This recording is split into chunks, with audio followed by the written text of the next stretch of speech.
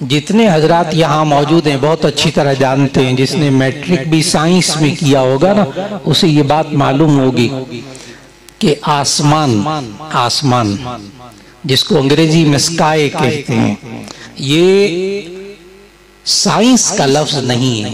یہ کسی سائنسی کتاب میں لفظ سکائی آپ کو آسمان کا لفظ کسی سائنسی کتاب میں نہیں ملے گا. یہ ملے گا آپ کو انگلش لٹریچر میں.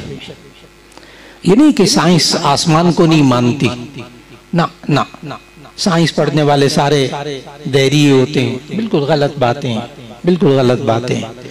سائنس پڑھنے سے کوئی دہریہ نہیں ہوتا. دہریہ جس نے ہونا ہوتا ہے وہ قرآن پڑھ کے بھی ہو جاتا ہے. یضل بہ کثیرا ویہدی بہ کثیرا. ہاں تو سائنسدان جو ہیں وہ آسمان کو مانتے نہیں. یہ نہیں ان کے ہاں سائنس میں آسمان کا لفظ ہی نہیں ہے. اوپر کیا ہے دن کے وقت دیکھتے ہیں نیلا نیلا. کوئی بڑے سے بڑے سائنسدان کو باہر بلا لیں، بڑے سے بڑے سائنسدان کو باہر بلا لیں، اس سے پوچھیں کہ یہ اوپر نیلا نیلا کیا ہے، وہ کہے گا اسپیس، خلا. یہ ذرات پہ روشنی ٹکراتی اس لیے ہمیں نیلا نیلا نظر آتا ہے. یہ بچے بھی جانتے ہیں.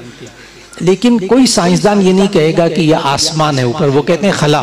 اور آگے کیا ہے؟ آگے خلا ہی خلا ہے. آگے فلاں نیپچون ہے، عطارد ہے، مشتری ہے، زحل ہے، سیارے ہیں، مریخ ہے، فلاں ہیں.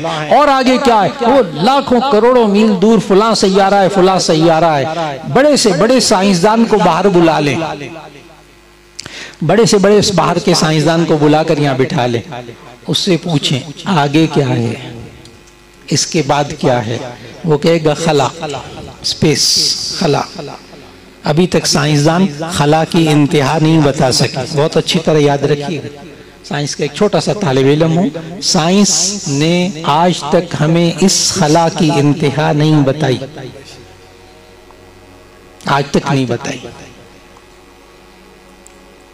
ایک دفعہ بات ہو رہی تھی اسی موضوع پر، تو میں بار بار اب تو ذرا مختصر وقت ہے تو ذرا مختصر رکھ رہا ہوں. تو میں نے کہا کہ آگے کیا ہے؟ آگے خلا ہے. پھر کہا آگے کیا ہے؟ آگے خلا ہے. اس کے آگے مریخ کے آگے کیا؟ آگے خلا ہے.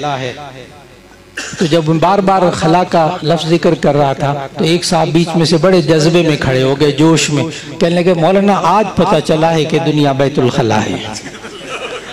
اب وہ بیچارہ کہاں سے کہاں بات لے گئے. اس لیے میں نے زیادہ اصرار نہیں کیا خلا پہ. تو وہ کہنے لگا آگے خلا ہی خلا ہے. اچھا ایمانداری سے بات بتائیں، چھوٹی سی آسان سی بات ہے کہ آپ حضرات میں سے اللہ ہم سب کو مکہ مدینے لے جائے، حرمین شریفین لے جائے. آپ نے مکہ مدینے جانا ہو تو آپ پتہ اس سے پوچھیں جو صرف کراچی تک گیا ہے، کراچی کے ساحل تک گیا ہے. آپ اس سے پوچھیں میں نے آگے جانا ہے مکہ مدینے، وہ کہتا ہے آگے پانی پانی. وہ بیچارہ کئی میل آگے گیا ہے کشتی میں. تو پھر وہ آگے پوچھو آگے کیا ہے، وہ کہتا ہے پانی پانی ہے. وہ بیچارہ گیا ہی کہاں تک ہے؟ کراچی تک. اور آگے پانی تھوڑا سا دیکھا اس بیچارے نے تو وہ کہتا آگے پانی پانی ہے. دیکھو عقل مندی کا تقاضا کیا ہے کہ آپ اگر عقل مند ہیں تو مکہ مدینے جانے کے لیے آپ جو کراچی تک گیا ہے اس سے راستہ پوچھیں گے، یا وہ آگے ساتوں سمندر پار کر کے واپس آیا ہے حج اور عمرے کر کے، اس سے پوچھیں گے. کس سے پوچھیں گے آپ؟ اور جو وہ کہہ رہا تھا آگے پانی پانی ہے، تو جہاں تک وہ کہہ رہا ہے وہاں تک اس کی بات مان لیں. تو جب سائنسدان کہہ رہے ہیں کہ آسمان کوئی چیز نہیں، بس آگے خلا ہی خلا ہے، تو پھر جو ساتوں آسمانوں سے اوپر ہو کر واپس آئے ہیں آگے کی بات ان کی مان لیجئے. سائنس جواب دیا میں نے، سائنس کی کہاں تک مانے جی؟ جہاں تک سائنس کہتی ہے وہاں تک اس کی بات کو مان لیں. اور جو ساتوں آسمانوں سے واپس ہو کر تشریف لائے ہیں، معراج ذہن میں آ رہی ہوگی صلی اللہ علیہ وسلم، تو آگے کی بات ان کی مان لیں کہ ساتوں آسمانوں سے اوپر آگے بھی کچھ ہے. اور یہ آپ کو معلوم ہوگا صرف وحی الہی سے. آسمان کا وجود بھی اگر معلوم ہوگا تو وحی الہی سے، کائنات کا وجود بھی معلوم ہوگا تو وحی الہی سے. اور اچھی طرح یاد رکھ لیجئے گا، दो बातें हो गई अब तक। हमें वही इलाही से क्या मालूम होता है? पूरी जिंदगी के अहकाम हमें वही इलाही से मालूम होते हैं। नंबर दो, इस जिंदगी का आगाज, इस कायनात का आगाज, इस कायनात की हकीकत अगर हमें मालूम होती है तो सिर्फ कहाँ से मालूम होती है? वही इलाही से। और अब आखिरी बात तवज्जो से सुनिएगा कि तीसरी चीज हमें वही इलाही से, यानी हम क्यों बैठे दरसे कुरान में, हमें क्या पता चलेगा? जी, मौत के बाद की जिंदगी आपको मालूम होगी जो हमें साइंस नहीं बताती, कि मौत के बाद की जिंदगी जिसमें इंसान के अमाल का बदला मिलेगा, ये भी अगर बताती है तो कौन बताती? आपको हैरत होगी।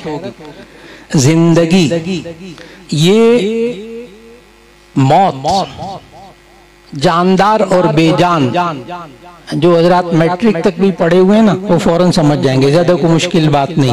आज तक साइंस इसमें झगड़ रही है, फैसला नहीं कर पाई कि जिंदगी जिंदगी से पैदा हुई है या जिंदगी बेजान से पैदा हुई है। आज तक फैसला नहीं हो सका। ये दो नजरिए हैं साइंस में, मैं नाम लूंगा तो फौरन समझ जाएंगे, मैट्रिक वाले बच्चे भी समझ जाएंगे। बायोजेनेसिस और एबायोजेनेसिस, यानी जिंदगी जिंदगी से पैदा हुई है या जिंदगी बेजान से पैदा हुई है, मुर्दे से। आज तक नहीं, फैसला नहीं हो सका, अभी दलाइल चल रहे हैं। लेकिन अल्लाह वही इलाही में पता क्या हमें कहता है? अल्लाह वही इलाही में हमें कहता है, दर्स में बैठकर देखें आपको ये सब बातें मालूम होंगी। अल्लाह वही इलाही से बताता है कि कुल अक्ली तौर पर 4 तरीकों से पैदा करना मुमकिन है। 5वां तरीका पूरा जोर लगा ले, बड़े ज़हीन तरीन लोग वो 5वां तरीका नहीं निकाल सकते।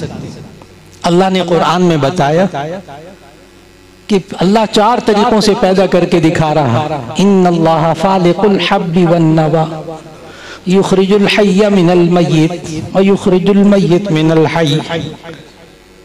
अल्लाह 4 तरीके से पैदा करके, अल्लाह ने ये नहीं कहा मैंने 4 तरीके से पैदा किया ना, अल्लाह कहता है मैं पैदा करके आज भी दिखा रहा हूं। आपको समझ में आना चाहिए वही इलाही से हमें क्या मालूम होता है। वही इलाही से हमें जिंदगी की हकीकत मालूम होती है। और वो 4 तरीके कौन से? अल्लाह पैदा करके दिखा रहा है आज भी, जिंदा से जिंदा। नंबर 2, मुर्दे से मुर्दा। नंबर 3, जिंदा से मुर्दा। नंबर 4, मुर्दे से जिंदा। ये चारों तरीकों से अल्लाह आज भी पैदा करके दिखा रहा है। कैसे? इंसान जिंदा, उससे पैदा होने वाला इंसान जिंदा। मुर्दे से मुर्दा, इन्नल्लाह फालिकुल हब्बि वन नवा। ये गुठली, ये बीज, ये दाना जो आप जमीन में बीजते हैं, ये क्या है? मुर्दा, बेजान, इसमें रूह नहीं है। और इससे पैदा होने वाला पौधा भी क्या है? मुर्दा, बेजान। कोई मुझे ये ना कहे कि जी वो उसमें भी, पौधे में भी जिंदगी होती है, उसमें भी फला होता है। अल्लाह के बंदे उस चैप्टर को पूरा पढ़ो, आखिर में लिखा है जैसी जिंदगी इंसान में होती है वैसी उसमें नहीं होती, उस एतबार से वो मुर्दा है। तो गुठली और बीज क्या है? मुर्दा। और उससे पैदा होने वाला इतना बड़ा दरख्त क्या है? मुर्दा। अल्लाह आज भी मुर्दा से बेजान को पैदा करके दिखा रहा है। कितने हो गए? 2 तरीके। और अल्लाह जिंदा से मुर्दा आज भी पैदा करके दिखा रहा है। मुर्गी जिंदा, उससे पैदा होने वाला अंडा मुर्दा, अल्लाह आज भी पैदा करके दिखा रहा है। नंबर 4, मुर्दे से जिंदा।